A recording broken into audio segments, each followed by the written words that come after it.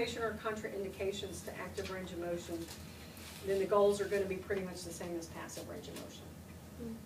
Okay?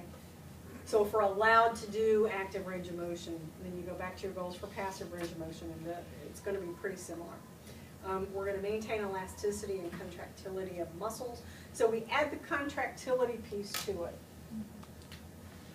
Okay? Because we're actually using our muscles to contract because we're doing active motion. And then to provide sensory feedback from the contracting muscles, because we just learned that we've got these sensors in our muscles.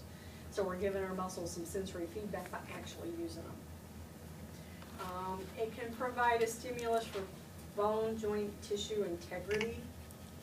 What does that mean?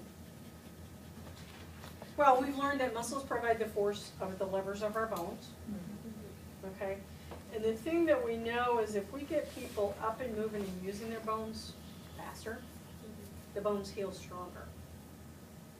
You know, so that's why you see a lot of people, instead of going into a cast, they have surgery to put plates and screws and hardware in to stabilize the bone so that the person can go ahead and start moving. You know, we see it a lot.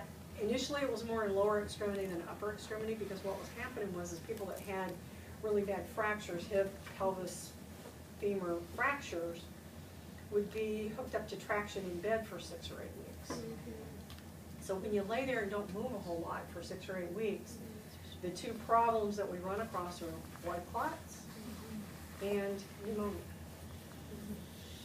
So what we find is people survive and actually heal much better if they go in, put the hardware in, get them up the next day, start walking around.